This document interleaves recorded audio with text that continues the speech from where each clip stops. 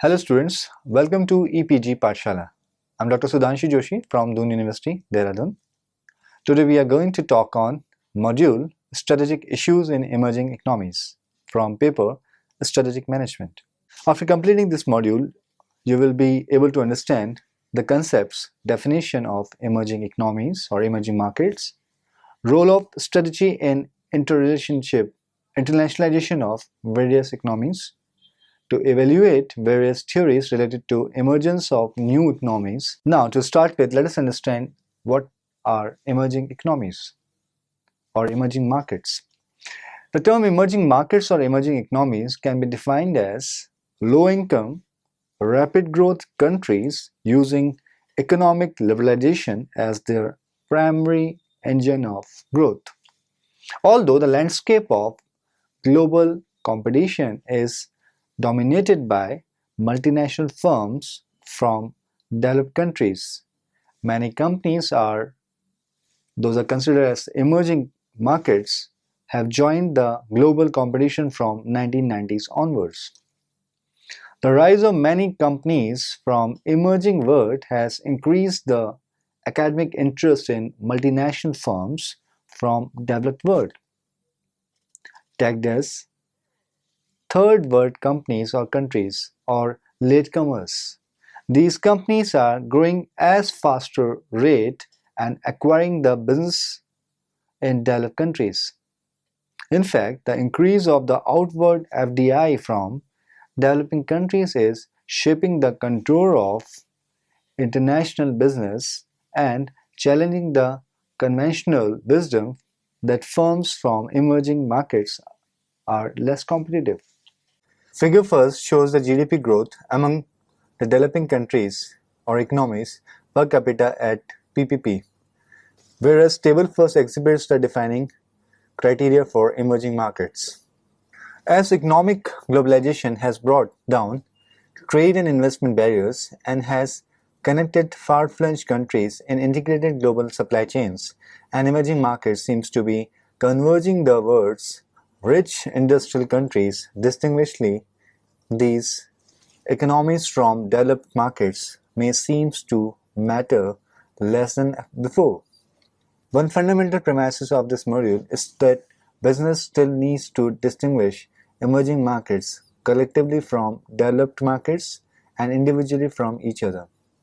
The term emerging markets was coined by economists at International Finance Corporation (IFC) in 1981, when the group was promoting the first manual fund investments in developing countries. Since then, references to emerging markets have become global in the media, foreign policies, and trade debates, investments fund prospectus, and multinational annual report. But definitions of the term vary widely. Table first represent various criteria used by international agencies to define the term emerging markets. Table first. In terms of categories including poverty, capital markets, and growth potential, we can categorize emerging markets. For instance, for poverty as a category, we may have three categorization of the countries. First is low or middle income countries, low average living standard country, or not industries country. In terms of capital markets as a criteria, we may have further three categories, including low market capitalized relative in GDP countries, low market turnover and few listed stock countries, and low international debt rating countries. In terms of growth potential, we can also categorize countries into three parts. One is economic liberalized country, open to foreign investment country, and recent economic growth based country. This criteria is being sourced from Standard & Poor's, which was being published in 2010 year. Positioning for emerging market companies. Positioning emerging market firms requires right set of strategies, which we define as the comprehensive set of plans and actions directed at leveraging, reshaping socio-political and cultural institutions to obtain or retain competitive advantage. Relational strategies including Network efforts to cultivate and manage dependency relationship with the government and key stakeholder groups. Now, infrastructure building strategies address missing or adequate regulation, technological and physical infrastructure that support business activities. Socio-cultural bridges strategies tackle socio-cultural and demographic issues that can hinder economic development and trade. For example, political and social unrest, illiteracy, poverty, and ethnic or regional religious conflicts. Emerging market shares same trends of economic development as developed nation does. Strategic understanding to cater industrial dimension is different, and it is shown in Exhibit First. Exhibit First shows that how industrial context drives strategy in emerging markets. Institutional dimensions includes capital market, labor market, product market, government regulations, and contract enforcement. If you compare three major countries across the world, India as emerging market, Japan as developed nations, and United States as developed nation, in terms of these institutional dimension, then capital market in terms of USA will be equity focused, monitoring by disclosure rules, and the market for corporate control. Whereas capital market for Japan will be bank focused, monitoring by interlocking investments and directions. It goes for India as underdeveloped, illiquid equity markets and nationalized banks, weak monitoring by bureaucrats. Whereas the second dimension, labor market, goes for United States as many business schools and consulting firms offering talent, certified skills enhanced mobility. For Japan, it is few business schools training internal to companies, company-specific development of the talent. Whereas in India, few business schools and little training, management talent scarcity. Product market could be the next dimension, and in context to USA, it is as reliable enforcement of liabilities law, efficient dissemination of information, many activist consumers. Whereas for Japan, it is reliable enforcement of liability laws, efficient dissemination of information, and some activists are consumers. Whereas in India, limited enforcement of liability laws, little dissemination of information, and very few activist customers. If we go with other institutional dimension including government regulation, USA, it is low and relatively free of corruption. Whereas in Japan, it's moderate, it is relatively free from corruption. Whereas in India, it is high and corruption is common. If we compare the last institutional dimension as suggested by Tarun Khanna in his book, that is contract enforcement, in USA it is predictable, in Japan it is again predictable, but in India unfortunately it is unpredictable. Here India represents the emerging markets. According to IMF, by 2014 emerging markets will have overtaken developed countries in terms of share of GDP. The change in the paradigm is the resultant of economic saturation of developed countries, overtuning of long-term perceptions of risk. Third, major reallocation of global financial assets from west to east. And fourth, fast-growing markets shift to consumption-driven growth. And fifth is changing role of government. Figure 2 is a comparison in terms of GDP, global GDP percentage among developed and emerging economies. It reflects the potentiality of developed economy in terms of their contribution to the global GDP. The era of dominance by developed OECD countries is drawing to be close. The fast-growing markets of Asia, Africa, and Latin America are becoming the engines of global economy. Table 2 first. reflects on capabilities of firms in the global economies as emerging markets. And a dimension to understand it is unstable environment, weak institutions, network skills, political push, and input cost. If you compare the dimensions with the resource or capabilities, if you take one by one these dimensions, then unstable environment certainly hit the resources in a way that generally the emerging economies going through a transition and their economic and political landscape undergo changes more frequently. These firms have inherently better capabilities to deal with uncertainty. So global economies meet with the unstable environment and they can perform well in the uncertainties period. Weak institution as the dimension, regulator and institutions are weak. The level of corruption is high. These firms have the capabilities to operate in such firms that make them more adaptive at negotiation with the institutions. Third dimension is networking skill.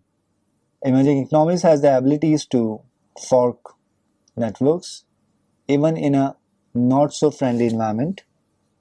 Next dimension is political push. The government gives incentives to pursue the internationalization strategy. Next is input cost as a dimension. Low input cost is there in the emerging market, such as cost of raw material and labor. We took table 2 first from the source from a book published by Khanna and Pelepu in 2013, Winning at the Emerging Market. Capabilities of emerging markets. The companies from emerging markets are generally less resourceful and technology savvy compared to their counterparts in developed nations. However, the firms from emerging markets are operating in a highly dynamic environment characterized by transition in the economy and political landscape, making them adaptive at develop strategic flexibility. Now, if we go with table 2.2, it reflects on how market segment in emerging economies could be categorized. Segments could be in terms of price, quality, features, and advantage. And as it exhibits in 2.2, we can have global, local, battleground, domestic, markets. So it is well versed through this particular table. We can understand out of the table that how market segments economics works. The vast market base helps and attract firms to invest in emerging marketplaces. Companies like Bharti Televentures or Airtel made huge investment based on market segmentation in South African countries. Next in row is understanding implication for businesses in terms of emerging market. The current set of opportunities really helps emerging market businesses to grow financially, geographically, etc. Beside this, there are a concern or issues that need to be addressed, including how can emerging market companies prepare for growth in one market to another? How to ensure enough long-term funding and its availability to weather any potential weakening of credit conditions, play an active role in creating demand even in the face of a potential downturn in the developing economies. Fourth is dial back expectations of quick reward from a huge emerging middle class, but invest now to capture future market shares. Fifth implication is expect slowdowns and growth along the way. Are they prepared for the volatility and willingness to invest for the longer run? Six could be update risk assessment of fast-growing market, focusing on intensive competitive landscape. Figure second depicts the competitive asserts versus the pressure to globalize in the industry. It has been taken from Dower and Frost, 2011. It shows that how the pressures to globalization in the industry affects the competitive asserts of the firm. There could be 4 quadrants. One is donger, one is contender, then we have defender, and one is extender. If you see the movement from low to high pressure, then defenders are focused on the leveraging local assets in the market segment, whereas multinationals is weak.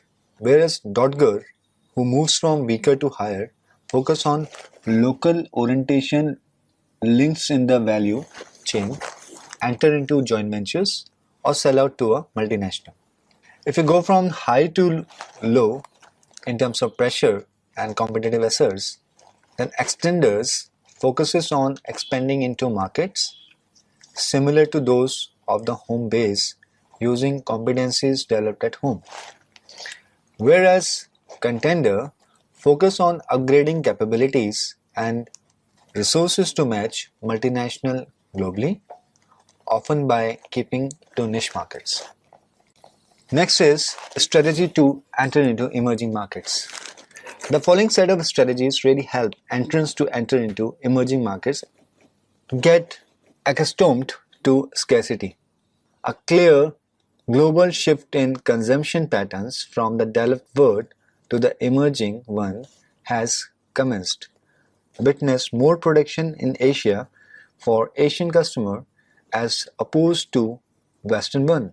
In effect, a consumption rebalance in favor of emerging societies who have traditionally survived on less. Second strategy could be keep up to date on communication technology.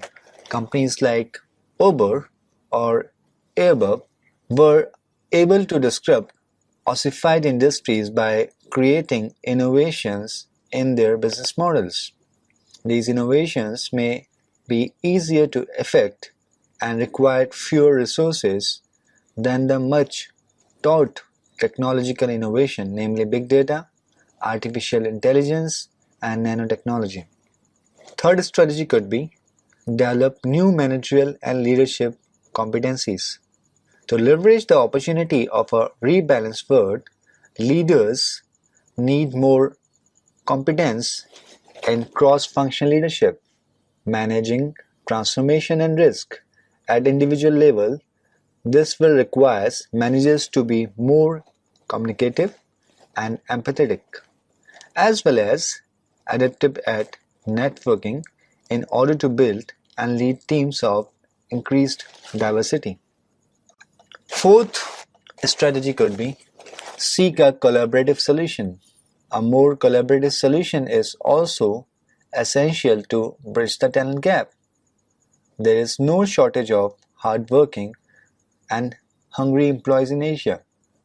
But in order to entice them to your company and keep them engaged, one will need to convince them that they have learned something new every day.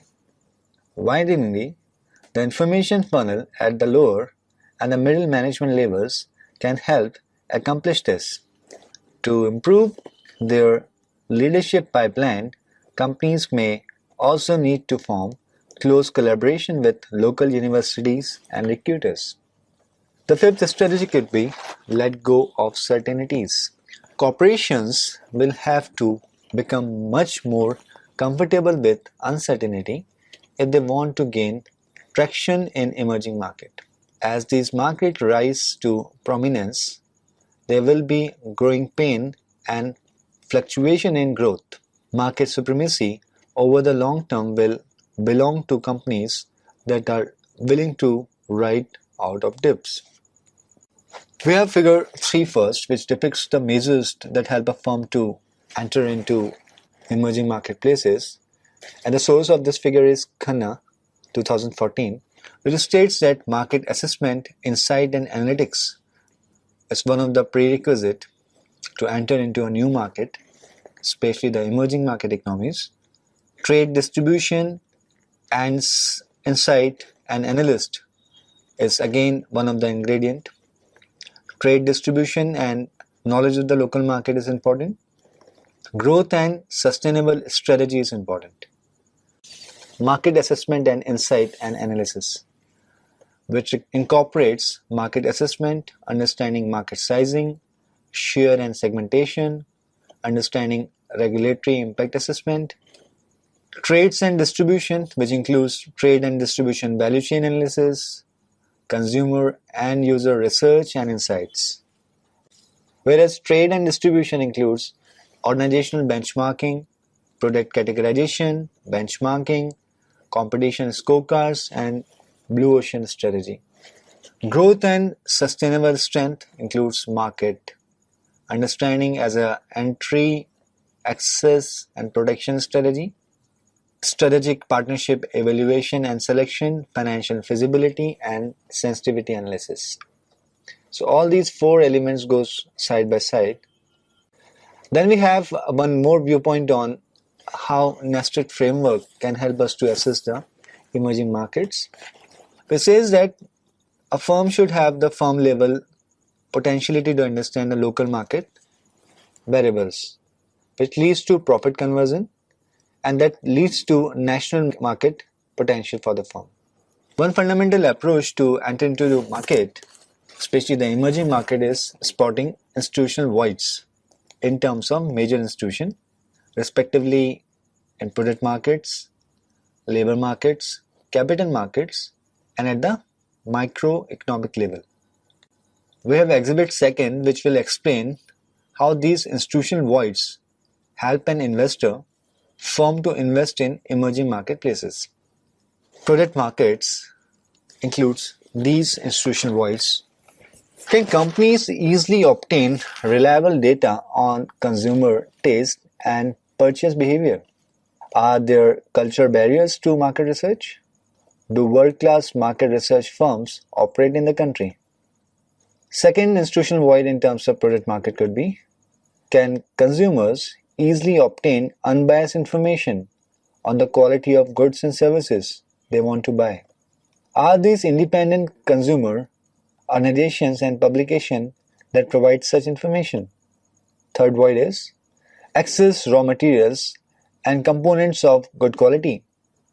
As there is a deep network of suppliers, are there firms that assess suppliers' quality and reliability? Can companies enforce contract with the suppliers? Fourth is, how strong are the logistics and transportation infrastructure? Have global logistic companies set up local operators? Fifth is, do large retail chains exist in the country? If so, do the large retail chain exist in the countries? If so, do they cover the entire country or only the major cities? Do they reach all the customers or only wealthy ones? Sixth void is, are there other types of distribution channels such as direct-to-customer channel and discount retail channels that deliver product to the customers? Seventh, is it difficult for multinational to collect receivables from local retailers? Eighth, do consumers use credit card or does cash dominate transaction? Can consumer get credit to make purchase? Is data on customer creditworthiness available? Ninth, what recourse do consumers have against false claim by the companies or defective products and services? 10th, how do companies deliver after-sales services to consumers? If it is possible to set up a nationwide service network. Are third-party service providers reliable? 11th, are consumers willing to try new products and services? Do they trust goods from local companies? How about foreign companies? 12th, what kind of products, related environment, and safety regulation are in place? How do the authorities enforce regulations? Now, if you talk about the labor market voids, they could be, first, how strong the country's education infrastructure, especially for technical and management training. Does it have good elementary and secondary education system as well?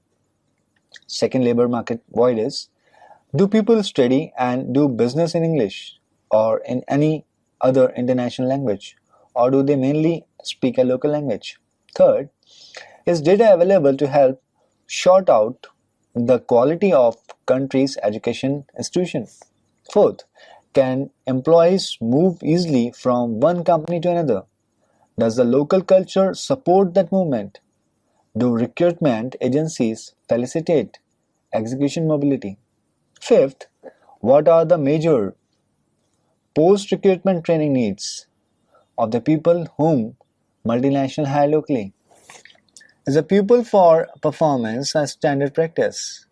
How much weight do executives give seniority as opposed to merit in making promotion decisions? Seventh labor market void is, would a company be able to enforce employment contract with the senior executives? Could it protect itself against executives who leave the company and then compete against them? Could it stop employees from stealing trade secrets and intellectual property rights? 8. Does a local culture accept foreign managers? Do the law allows a firm to transfer local hired people to another country? Do managers want to stay or leave the nation? 9th, how are rights of workers protected? How strong are the country's trade union? Do they defend workers' interests or only advance a political agenda? 10th, can companies use stock options and stock-based compensation schemes to motivate employees? 11th, do the laws and regulation limit a firm's ability to restructure, downsize, or shut down? 12th, if a company were to adopt its local rivals or suppliers' business practices, such as use of child labor, would that tarnish its image overseas? We have another set of capital markets void, which includes, first, how effective are the country's bank, insurance companies, mutual funds in collecting saving and channelizing them into investments? Second, are financial institutions managed well? Is their decision-making transparent? Do nano-economies considered, such as family ties, influence their investment decisions? Third, can companies raise large amount of equity capital in the stock markets if there is a market for corporate debt? Fourth, does a venture capital industry exist? If so, does it allow individuals with good ideas to raise funds? Fifth is, how reliable are the sources of information on companies' performance? Do the accounting standards and disclosure regulation permit investors and creditors to monitor companies' management? Sixth, do independent financial analysts, rating agencies, and media offer unbiased information on companies? Seventh, how effective are corporate governance norms and standards in protecting shareholders' interest? Eighth, are corporate boards independent and empowered and they have independent directors? Ninth, are regulators effective in monitoring the banking industry and stock markets? 10th, how well do the courts deal with the fraud? 11th, do the laws permit companies to engage to hostile takeovers? Can shareholders organize themselves to remove the entrenched managers through proxy fights? 12th, is there an orderly bankruptcy process that balances the interests of owners, creditors, and other stakeholders? Now let us come to macro context institutional voids, which includes, first, to whom are the countries political accountable? Are there strong political groups that oppose the ruling party? Do election takes regularly? Second, are the roles of legislative, execution, and judiciary clearly defined? What are the distribution of power between center, state, and city government? Third, does the government go beyond regulating business to interfering with it or running companies? Fourth, do the laws protect private property rights? Fifth, what is the quality of country's bureaucracy? What are the bureaucrats' incentives and career trajectories? Sixth, is the judiciary independent? Do the court judge disputes and enforce contracts in a timely and impartial manner? How effective are the quasi-judicial regulatory institutions that set and enforce rules for business activities? Do religious, regional, and ethnic groups coexist peacefully, or are these tensions between them? Eighth, How vibrant and independent is the media? Are newspapers and magazines neutrals, or do they represent interest? Ninth, are non-governmental organizations, civil rights groups, and environmental groups active in the country? 10th, do people tolerate corruption in business and government? 11th, what role do family ties play in business? 12th, can strangers be trusted to honor a contract in the country? 13th, are the country's government, media, and people receptive to foreign investment? Do citizens trust companies and individuals from other parts of the world more than others?